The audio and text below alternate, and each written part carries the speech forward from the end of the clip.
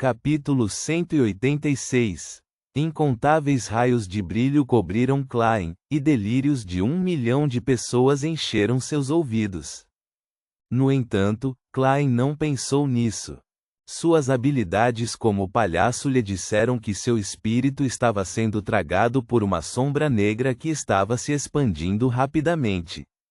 A sombra negra era uma imensa cruz, e parecia haver uma pessoa pendurada de cabeça para baixo nela. Caixa. O tornado caótico de pensamentos desencadeou sua carga para o exterior e se tornou uniforme. Lentamente, o mundo espiritual de Rudy Eldin se desintegrou. Klein notou que ele havia excedido sua velocidade de voo mais rápida em comparação com seu teste anterior. Sua alma se tornou significativamente mais forte depois que ele se misturou brevemente com um pouco da força do espaço misterioso acima do nevoeiro cinzento.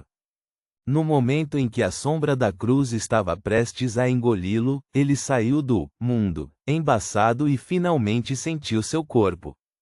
Ele familiarmente simulou uma queda, e o rosto longo e magro de Rudy Eldin e seus cabelos loiros e bagunçados apareceram instantaneamente em sua visão, junto com as 3 velas que estavam queimando no parapeito da janela. Ele conseguiu sair do estado mediúnico a tempo.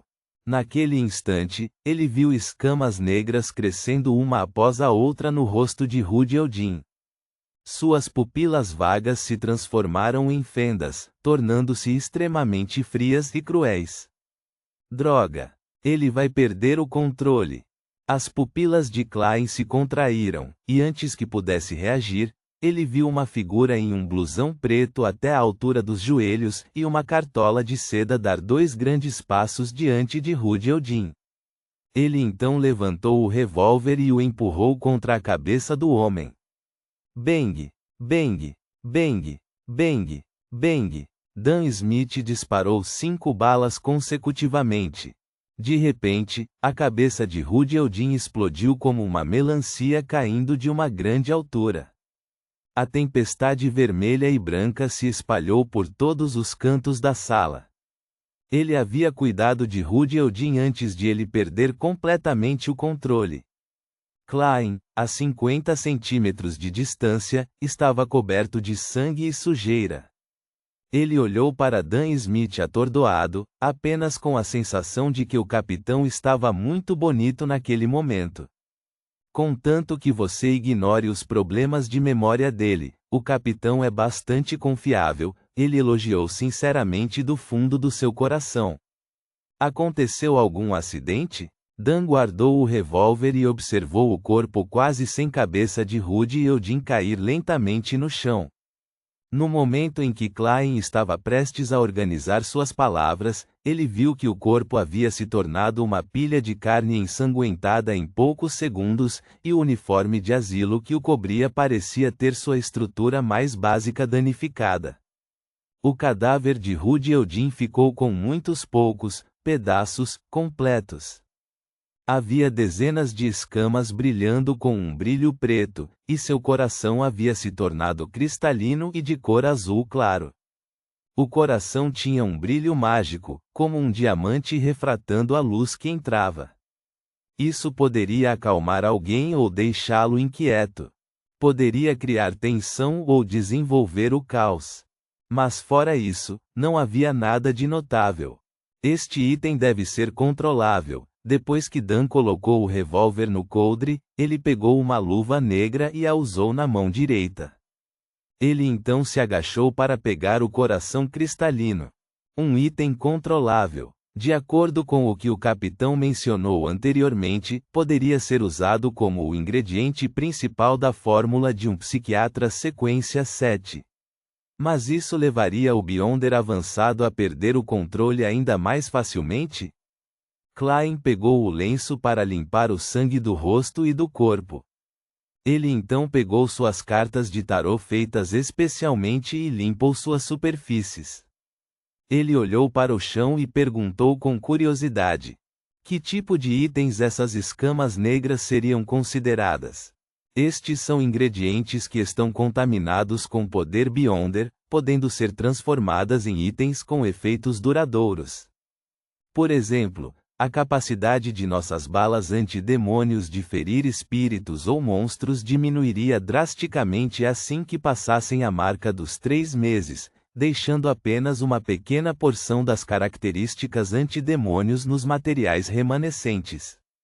Se os materiais utilizados fossem parecidos com as escamas negras, o período efetivo seria de 1 ou 2 anos, e os efeitos seriam ainda melhores. Obviamente, devido às suas características, as escamas negras obviamente não são adequadas para serem transformadas em balas antidemônio, explicou Dan, pegando um pedaço de papel de Klein para embrulhar o coração azul e as escamas negras. É como os materiais que usamos como ingredientes suplementares para as poções? Perguntou Klein. Dan levantou e assentiu levemente. Sim. Alguém que perde o controle realmente se torna um monstro, Klein suspirou. Ele aproveitou a oportunidade enquanto a sala ainda estava selada com uma barreira de espiritualidade e rapidamente descreveu seu encontro na mente de Eldin. Quando eu estava me comunicando com o espírito de Rude Eldin, vi uma figura como o verdadeiro Criador em sua mente. Mas era diferente das imagens convencionais. Não era o gigante enforcado preso com correntes, nem o olho por trás das cortinas das sombras. Em vez disso, era semelhante ao que você viu no sonho de Hannas Vincent. Hannas Vincent era membro da Ordem Aurora. A amiga de Melissa, Selene, espiou seus encantamentos e completou a divinação de espelho mágico, levando a investigação dos falcões noturnos sobre ele. Dan Smith viu algo próximo ao verdadeiro Criador em seu sonho, mas era uma imagem diferente da imagem conhecida, que era amplamente divulgada. No final, o resultado foi uma lesão e uma morte estranha. Quando Rude Eldin virou a carta de tarô do enforcado, Klein na verdade já havia antecipado isso. Mas ele nunca pensou que seria apresentado dessa maneira. Claro, era apenas contato indireto. Não seria comparável ao momento em que ele espionou o eterno sol ardente diretamente. O pior resultado era apenas uma lesão leve ou corrupção leve. Enquanto ouvia a descrição de Klein, a expressão de Dan se tornou solene. Ele franziu as sobrancelhas e disse com uma voz profunda: uma cruz enorme, unhas pretas, um homem nu coberto de sangue pendurado de cabeça para baixo? Eu não vi claramente. Essa também é a razão pela qual não estou ferido. Eu só notei uma cruz enorme e uma figura semelhante a um homem pendurado de cabeça para baixo, respondeu Klein. Naquele momento, tudo o que importava era fugir.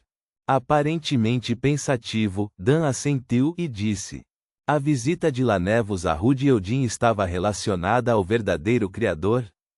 Então a Ordem Aurora está envolvida? Klein repetiu rapidamente a conversa que teve durante a comunicação. Lanevos tentou Rude Eldin com o método de atuação e a chamada divindade imortal. Mas não entendo por que ele disse que era o pior dos tempos, e também o melhor dos tempos. Talvez seja só o jeito que ele fala como vigarista? A ajuda que Rude Eldin forneceu envolveu um altar sinistro e escuro. Eu suspeito que Lanevos esteja planejando algo aterrorizante. Então, seu coração palpitou enquanto ele falava. Capitão, você se lembra da carta escrita ao Sr. Z? A carta que o membro da Ordem Aurora que eu matei carregava? Ele mencionou na carta que estava esperando por uma oportunidade apropriada, algo sobre a chegada do fim dos dias. Ele oferecerá todos os cordeiros em tingem ao seu chamado Deus. Estaria relacionado ao plano de Lanevos? Poderia Lanevos ser o Sr. Z da Ordem Aurora? Dan Smith pensou cuidadosamente e disse: acho que não, Lanevos não poderia ser o Sr. Z caso contrário, ele não estaria montando uma empresa siderúrgica falsa para enganar as pessoas enquanto a Ordem Aurora estivesse planejando algo. Introduziria muitas variáveis em seu plano principal. Se algo desse errado com a farsa, ele chamaria a atenção da polícia e de nós.